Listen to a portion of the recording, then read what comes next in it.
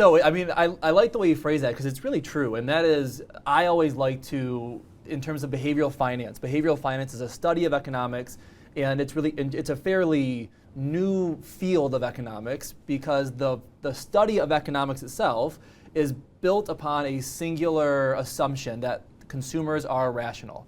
And that's just not true. When it comes to money, people are not rational. People really have, and we have two buttons in our brain: fear and greed. Research has told us this. We're not making this up. People are either pushing the fear button or the greed button. When people are I think that stock's going to go up 100% in the next year, they're pushing the greed button. I want more money. When people say, oh my gosh, I don't like the person who won the election, they're going to crash the stock market, I'm going to sell all my stocks.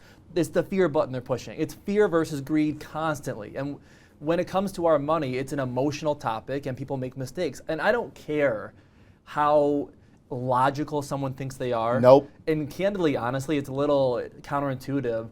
The more logical someone thinks they are, they're typically making even more emotional mistakes with their money. 100%, because they're a little less insightful about their emotions and anxieties and fears. And then you combine that with this idea that once I retire and someone else isn't sending me a paycheck, then it's even more difficult to be rational and not emotional about our finances. 100%. When bad things happen, we're going to overreact. When good things happen, we're going to overreact.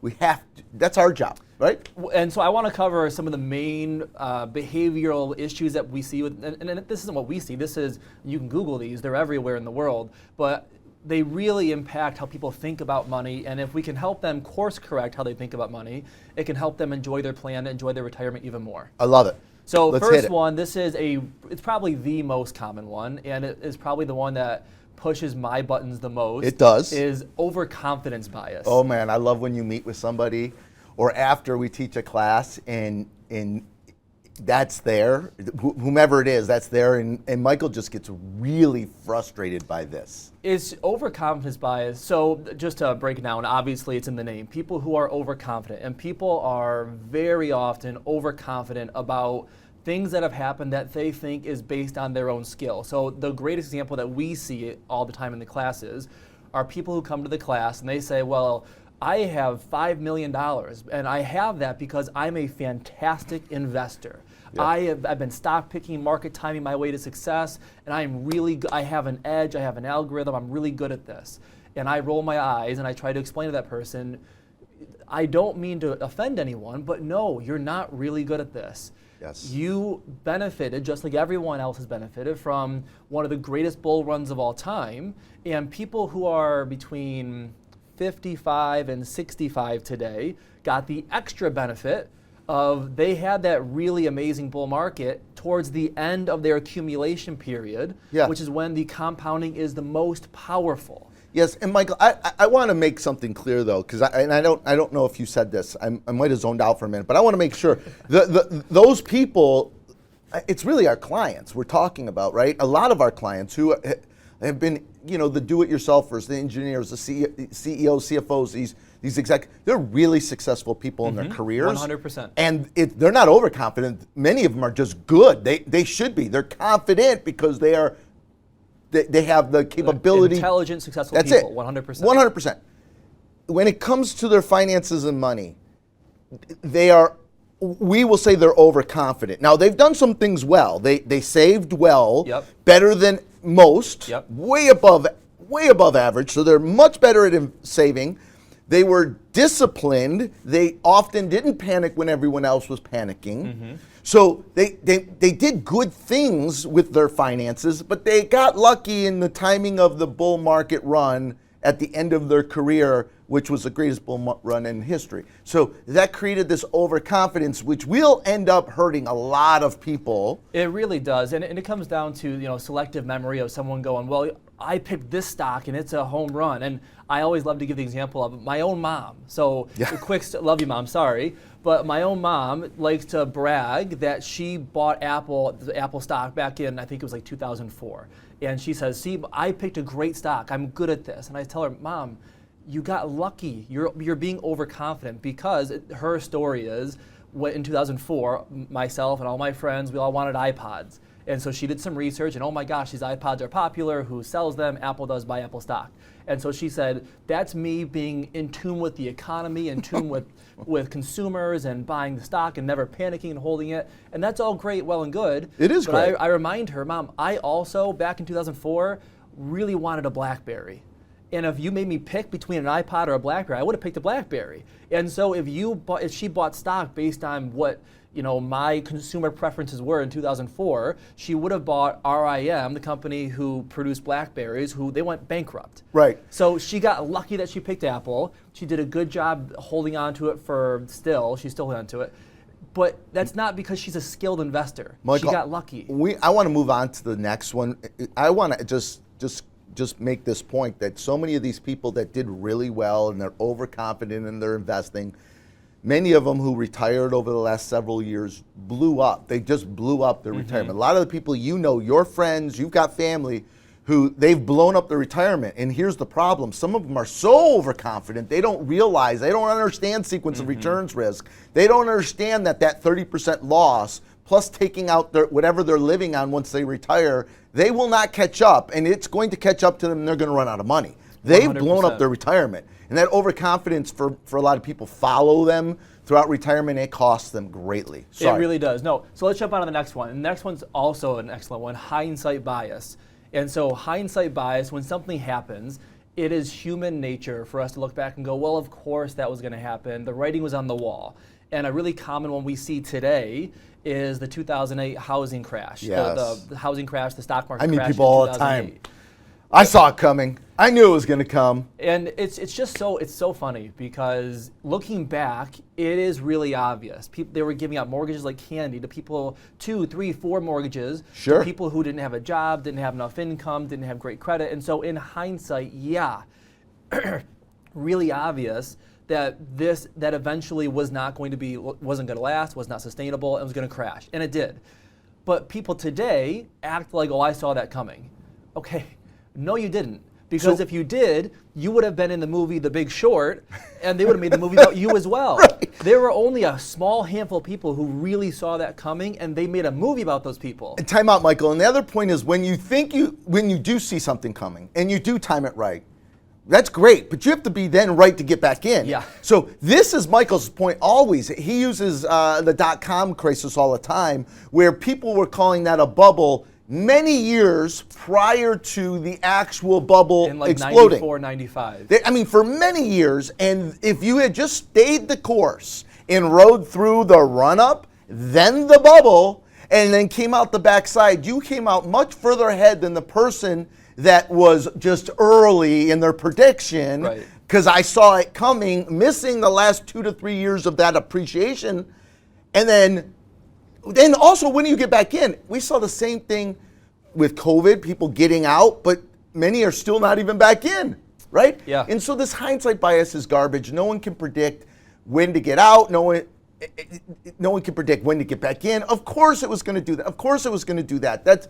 One of the most famous people from The Big Short, the movie, who called it, Michael Berry. He's having some challenges. Is now famous because every 18 months or so, he makes a bold prediction about the new bubble. He's made calls in the price of water, the price of almonds. In 2018, he was saying that index funds are causing the biggest bubble of all time. So now in 2018, he's almost addicted to calling the bubble because to his credit, he nailed it in 2006, 2007. He nailed it. He was a smidge early, but he crushed it. And now he got all that fame, all that notoriety. He made all that money, and now he's looking for the next one. Michael, he didn't just call it. He didn't just get out, but he went short. Yeah. Right? So that's even double courage, right? He crushed it, but he's been looking for the next bubble to call, and he's called 10 since then. I'm making that up, maybe 7 or 8, I don't know. He called a lot. And he's 0 for 8, 0 for 9, 0 for 10 since then. And so that's why hindsight bias, it's just be aware of that. It's easy to look back and say, oh, I saw that coming. All right, Michael, next one. See, I'm moving you on. I know. I love this. Next one is your favorite, confirmation bias. Okay. I really want to get to hindsight bias today, too. I hope we don't run out of time. We just did hindsight Not bias. hindsight, anchoring bias. Yes, yes. yes. Confirmation bias is... It is being so manipulated today, right? I hope everyone understands what confirmation bias is at this point, right? Because go ahead and go on your smartphone, go on the computer, on any of your social media, on any of the search engines, and start searching for information. So if you're a Democrat or environmentalist or a Republican or pro-choice or wherever you lean. Wherever you lean, start Googling those articles about them, and then all of a sudden, every article you're going to see going forward, every story you're going to see is going to lean to the way your bias is. So now they are leveraging knowing that we have a bias, and because we want confirmation bias, we gravitate to the information that reaffirms our beliefs so we can say, see, I was right. It makes us feel better about ourselves. I was right. Makes us be able to prove whoever disagrees with us that, nope, I was right. So we're seeking out that information to affirm our bias. It's called confirmation bias. And what gets really scary is that, like you said, I mean, Google, social media sites, they're getting really good at shaping what you see based on what 100%. You search for, based on what they think you lean already. So if we think about this in financial terms, if someone is thinking, Great oh my points. Gosh, I think we're going to have a market crash. So that you're Googling market crash articles. Google goes, oh, they're scared. They're looking for market crash articles. Let's just flood them for the next month, 3 months, 6 months. Crypto. Let's keep flooding them with market crash articles because they're clicking on these. And all the ultra bears. There's a ton of guys and gals out there, experts that are bear.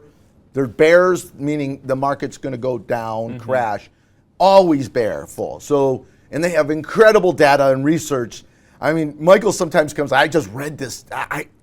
There are really, I'll read a story or hear a podcast, and I'm like, oh my gosh, that person made like 7 really good points in a row, and I'm now a little concerned. And I do some more research, and I'm like, okay, they twisted that fact, they twisted that data point, and they have a couple of good points, but it's not as dire as they made it sound. They're really good at it. It's their job. And so I try to guard myself, I know you do as well, but in terms of confirmation bias, making sure we're getting information from everywhere to see as many points of view as we can, but it is difficult. It is, and in trying not to allow our biases to influence, and we're really cautious about that at our firm, because we're not making calls, we're not making bets, but it's human nature. It really is. It is really human. And we gravitate to the people, the news shows, the channels, the friends that reaffirm our beliefs, and it's probably not the healthiest way to live, but it's just how we live. It's how hence why it's one of the biases. Yes. Now, next one is anchoring. Yeah, anchoring. It's so funny because we're seeing quite a bit of this in our class. When people are coming to our class where they're like, well, my portfolio was $3 million and I will get out and retire when I get back to $3 million because they went through 2022 and now that $3 million is only $2.4 million. Right, and just really quickly, so anchoring is when someone grabs onto a number, whether it was their previous portfolio all-time high number or whether, 10 years ago they told themselves, once I hit $3 million, then I'll retire. They're anchoring to a number that or a strategy or an investment or whatever investment thesis that they have. They're anchoring to something, whether it may or may not be the right tool for them to achieve what they want. So, and Michael, I think part of this in part of the education in our classes and we've done with our clients, and we do, I think, a pretty good job at this, is do you have what you need to give you what you want, right? And so when we meet people in the class and they say, my portfolio was worth X, call it $3 million, and after 2022, now I've got 2.2 million or 2.3 million or 2.4 million, I'll retire when I get the 3 million. And we say, well, why 3 million?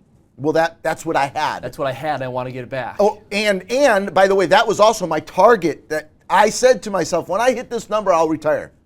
Who cares? I mean, the number's meaningless of what you have. It's what it will give you, right? So that's the challenge for most people coming to the class, is that they don't know if what they have will give them what they want. The financial service industry isn't going to tell them what they have will give them what they want, because the more money that they manage of yours, the less money you spend, the more money our industry makes, right? So that person with $3 million before 2022, now having $2.2 million, only wants $120,000 a year to live on. That's all they want.